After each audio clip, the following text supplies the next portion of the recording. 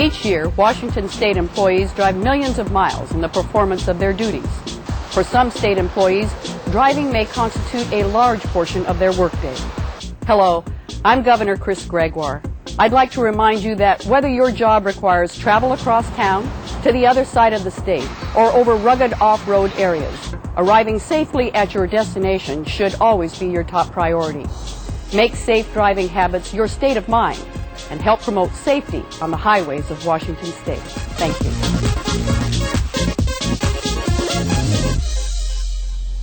Hello, I'm Johnny Alexander with the Washington State Patrol. As a state employee, you may find that driving is an essential part of your work. Your job may require you to drive to meetings or to work sites, use specialty vehicles, or even transport a group of your coworkers to another destination. Regardless of the type of driving you do, when you're behind the wheel, your primary responsibility is getting to your destination safely. While this may sound simple, everyday distractions and conditions can make driving a challenge. I had the opportunity to both drive professionally and be an instructor prior to moving and taking a job out here in the state of Washington. On the particular day where I had an accident while driving a Washington State vehicle, I had actually conducted a training course where we had started early in the day, driven up to an area north of Seattle on Friday during rush hour, left Seattle to return back to our home in Olympia. The traffic was stop and go, and I had another coworker with me who suggested that since there were two of us, we might want to move over to get into the HOV lane. I was in the right-hand lane, and as you can imagine, people weren't real gracious about wanting to let you in because they were anxious to get to where they were going and didn't want to delay their progress. So had my blinker on, was able to move from the right lane to the center lane, and then eventually I was able to get over and move from the center lane to the left lane, but not the HOV lane. That's a little more care needed to switch and get into that lane because sometimes people will be going full speed limit and you're going from acceleration at 0 to try and get into that line.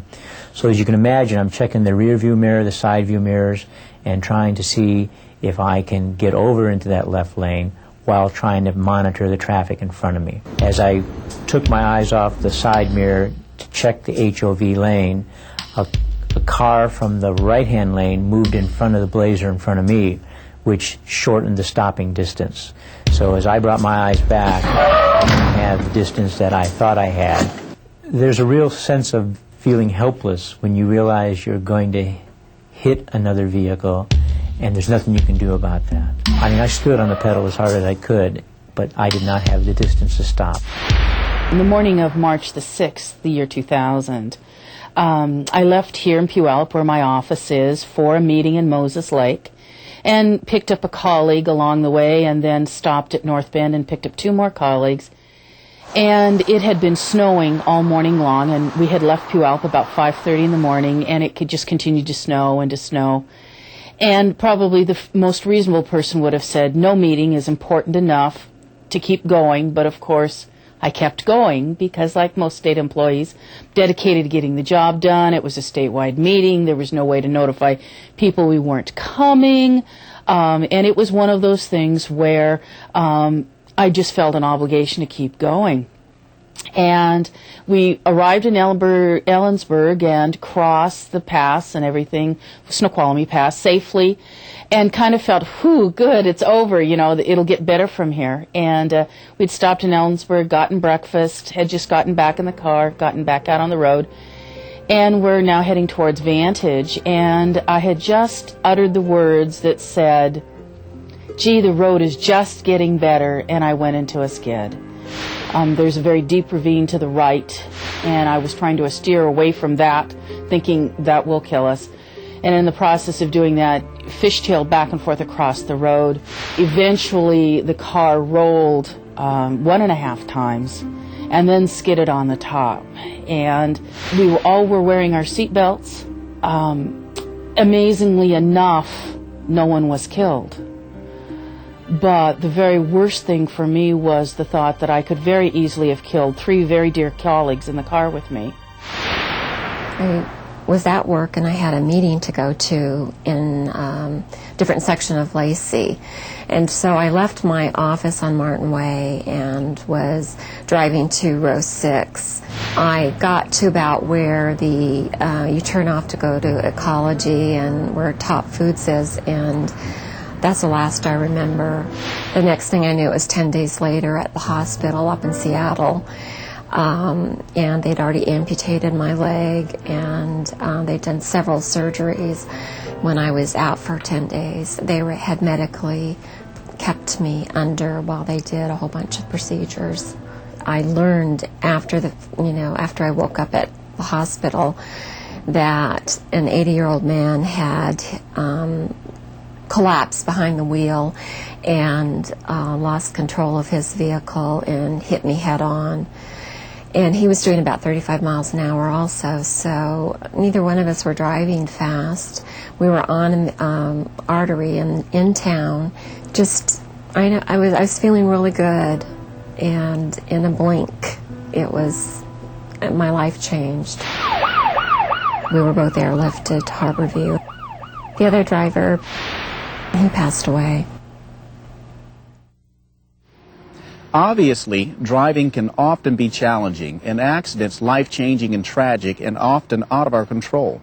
But there are some steps we can take to help us drive safer, like minimizing distractions. Distractions like cell phones and conversations don't help, and can even make the simplest trip into an accident waiting to happen. Research supports this. National studies have shown that almost 1 out of 10 fatality crashes involve some driver distraction. And then about 20 to 30% of crashes all over our country involve some driver distraction.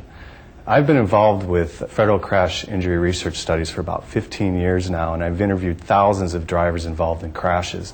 And a lot of times these drivers just don't even know what happened and what hit them, and then before they know it, they show up in a trauma center and they have these injuries. And that's why it's real important that we spend 100% of our attention on the driving task, because there may be a chance for you to avoid a collision and actually prevent the injuries to you and your occupants. You have to understand that when you're going 30 or 35 miles an hour, your vehicle is traveling 44 feet, maybe 50 feet per second. So that 1 second of distraction that you take your eyes off the road could be the distance you're going to need to brake your car to avoid a situation. There's 4 different types of distractions that occur while you're driving a vehicle. The first is just something visual, so maybe another crash outside the car and you're just kind of looking over at it, or anything that would take your eyes off the road. The second is just something auditory, like a sound, and it could be even just a cell phone going off in your car and you turn down to look at the phone, or just outside of the vehicle there could be a sound or explosion or another crash, and it just takes your eyes off the road and you turn just for a second, and that could be the chance that you might need to avoid another crash. The third is just the biomechanical kind of distractions, where you might be reaching for something in your vehicle or reaching into your bag, but just basically you're taking your attention away from the driving. Even if it's 1 or 2 seconds, that means your vehicle has traveled some distance on the roadway, and that may be the distance you're going to need to brake the car and bring it to a stop to avoid a collision. Finally, there's a fourth distraction, which is just the cognitive distraction. You have your mind set on something, lost in thought, or your mind's just kind of wandering and you're not really paying attention. But the real big cognitive distraction is just cell phone use. You're listening to someone on the phone, you're trying to concentrate and think about that person on the phone, and you really aren't really giving your full attention to driving. For instance, if you're on your phone in your office and you're talking on the phone and someone comes in and tries to ask you a question while you're on the phone, generally you're going to try to wave that person away because you're trying to listen and talk to the person on the phone. Well, the same thing's occurring when you're in your car. You're actually trying to, sit there and talk and listen to somebody, on your phone while you're driving. Well, what you're waving off is your driving task. You basically have given inattention to what's out in front of you, and basically your reaction time to avoid a crash is limited now. Property damage and medical costs resulting from state auto accidents have cost over $7 million to date. Sideswiping and intersection accidents accounted for 6% of those accidents, but $4.6 million of the total cost. Obviously, financial loss that results from vehicle accidents is a concern to the state. But an even greater concern is trauma and injuries to state drivers and citizens. As a state driver, we're asking for your help in promoting safety on the state's roadways. Loss prevention efforts can make a difference, returning benefits to both state drivers and Washington citizens. State employees should realize that safe work habits are important whether the job is sitting behind a desk, at the work site, or behind the wheel of a car. Bottom line, accidents create many negative impacts that can be avoided with attention to basic safety and loss preventive precautions. So, let's take a look at some preventive measures that state employees can do to make their driving trips both safer and less stressful. Safe driving starts before we even hit the road. One of the most significant factors affecting safe driving is leaving enough travel time. Travel time is a legitimate part of your workday, and you should plan for as much time as needed to get to your destination safely. Hi Sandy, this is Tong Huang and I'm calling to confirm. Get directions, especially if you're unfamiliar with the area. Any special direction I'm getting there? Also, make sure to check for any driving obstacles such as constructions or detours. I'll see you then. Bye now. If you have internet access, there are several websites that can give you route information and driving instructions. She hasn't returned my call. Excuse me, have either of you seen John this morning? No, I haven't seen him in the office today. You could probably get a hold of him on his cell phone. Okay. Actually, you probably should just leave him a voice message. I know he's on his way to Everett. Supervisors and coworkers can also play a significant role in safety by keeping cell phone communications to a minimum when they see that someone has marked travel time on their calendar. Drivers who need to check with their office frequently should schedule in stops to make the calls.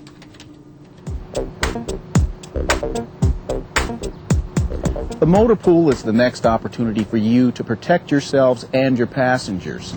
You should feel comfortable in the type of vehicle you will be driving. If you're checking out a vehicle that is substantially different than the one that you normally drive, make sure you're aware of the differences. This SUV, for example, has a different feel and center of gravity than a compact car. Warning, in high wind situations, it will handle differently. After you've selected your car, you should inspect the exterior to look for signs of damage and anything that might be a safety hazard, such as a broken tail light or severe cracks or chips in the windshield. Check the tires to make sure they are properly inflated.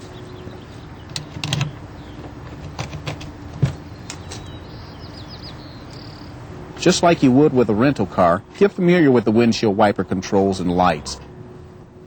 Adjust the seat and mirrors. Locate the parking brake and emergency flasher.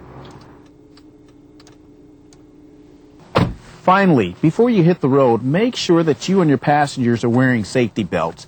Seatbelt use is required in Washington State. More importantly, they save lives.